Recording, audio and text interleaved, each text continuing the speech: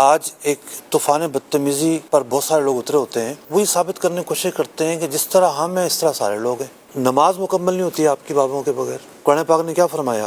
اہدنا الصراط المستقیم صراط الذین انعمت علیہم، اے اللہ مجھے سیدھا راستہ چلا، ان لوگوں کا راستہ کہ جن پر تو نے انعام کیا ہے۔ قرآن پاک کی سب سے بہتر تفسیر وہ ہوتی ہے جو خود قرآن کی دیگر مقام کی آیتیں ہی تفسیر بیان کریں۔ اب جب ہم قرآن سے پوچھتے ہیں کہ انعام یافتہ لوگوں سے کیا مراد ہے، تو قرآن کہتا ہے اولئک مع الذین انعم اللہ علیہم۔ انعام یافتہ لوگ کون ہیں؟ من النبیین والصدیقین والشہداء والصالحین۔ صرف انبیاء اگر کہا جاتا تو یہ طبقہ جو ہے پھر بھی شور کرتا رہتا ہے، انبیاء ہی کہا ہے نا۔ ہم تو بابوں کو برا بلا کہتے ہیں، معاذ اللہ ثم معاذ اللہ۔ قرآن نے فرمایا کہ انعام یافتہ لوگ انبیاء ہیں، صدیق ہیں، شہداء ہیں، صالحین ہیں۔ اولیاء اکرام کے اندر سب سے بڑا جو مرتبہ ہے وہ صدیقین کا ہے۔ 4 طبقات بیان کیے گئے، انبیاء، صدیقین، شہداء، صالحین۔ انبیاء کو ہٹا کر 3 طبقات۔ یہ 3 طبقات کیا بیان کر رہے ہیں کہ جو اللہ کے انعام یافتہ ہیں ان میں بھی ایک تقسیم ہے۔ ایک وہ ہے جو دوسرے سے زیادہ افضل ہے، اللہ کے ہاں زیادہ مقام مرتبے والا ہے۔ اب آپ یہ دیکھیے کہ قرآن تو کہہ رہا ہے کہ ان کا راستہ سیدھا راستہ ہے، بے شک۔ انہیں آپ کیسے فراموش کر سکتے ہیں؟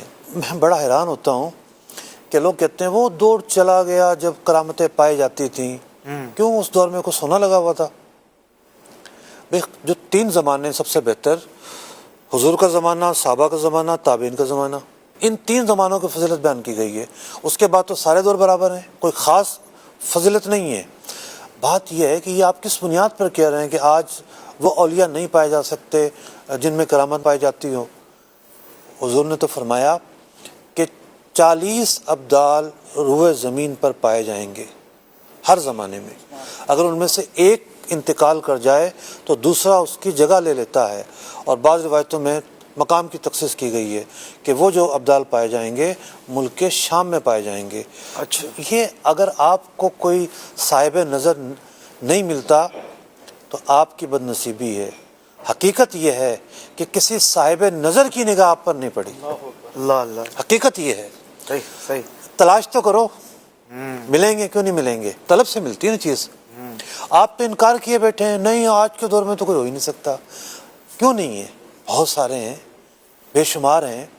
اللہ کی زمین اللہ کے پسندیدہ لوگوں سے خالی ہو جائے، ایسا نہیں ہو سکتا، کیسے ممکن ہے؟ ممکن ہی نہیں ہے۔ ایسے افراد بھی تو ہیں نا معاشرے میں جو بابا جی بن کر، نیک بن کر ڈھونگی ہوتے ہیں، فراڈی ہوتے ہیں، لوگوں کو لوٹ رہے ہوتے ہیں، لوگوں کو جو ہے وہ پورا خالی کر دیتے ہیں۔ تو اب دیکھیے یہ ان سے مراد لے رہے ہیں۔ میں عرض کر رہا ہوں جو غلط ہیں دونوں فریقین کے نزدیک غلط ہیں، اس پر تو اختلاف ہی نہیں ہے نا۔ جس چیز پر اختلاف ہے بات تو ہم وہاں کریں گے نا۔ ڈونگی ڈونگی ہے، ہم بھی کہتے ہیں، کوئی اور بھی کہے گا۔ بات یہ ہے کہ بعض لوگوں کی نیچر میں سائنس گھس گئی ہے، وہ نفس کرامت کا انکار کرنا شروع کر دیا انہوں نے۔ اچھا، کیا انہوں نے قرآن پاک کے واقعات نہیں پڑھے ہیں؟ کیا انہوں نے حضرت سلیمان علیہ السلام کے ایک امتی کا واقعہ نہیں پڑھا کہ پلک جھپکنے سے پہلے وہ تخت لے کر آ گیا؟ کیا انہوں نے اصحاب کہف کے واقعات نہیں پڑھے کہ 300 سال زندہ ہیں، وہ سوئے ہوئے ہیں، جو حدوث زمانہ کو تکلیف نہیں پہنچا رہا؟ سورج نے اپنا راستہ تبدیل کر لیا ان کی وجہ سے۔ سبحان اللہ۔ یہ کیا ہے؟ تو بات یہ ہے کہ قرآن جب آپ پڑھیں تو قرآن بتاتا ہے کہ اللہ کے کچھ بندے جو ہیں ممتاز ہوتے ہیں، اللہ تعالیٰ انہیں امتیازی اوصاف عطا فرماتا ہے، خرق عادت کا ظہور ان سے ہوتا ہے۔ تو یہ جو انکار ہے جو لوگ کرتے ہیں اصل میں کرامت سے انکار کرتے ہیں۔ بخاری مسلم بھری ہوئی ہے کرامتوں سے، صحابہ اکرام کی کرامتوں سے، صحابہ اکرام کے فضائل سے۔ تو آپ لوگوں کے دل میں یہ بات ڈالنا چاہتے ہیں نہیں کرامت تو پتہ نہیں کیا چیز ہے جس کا کسی نے اگر اقرار کر لیا تو وہ کیا ہو جائے گا؟ قرآن و حدیث کے عین مطابق ہے۔ ٹھیک۔ تو بات یہ ہے کہ ان کے ساتھ اللہ ہے۔ سبحان اللہ۔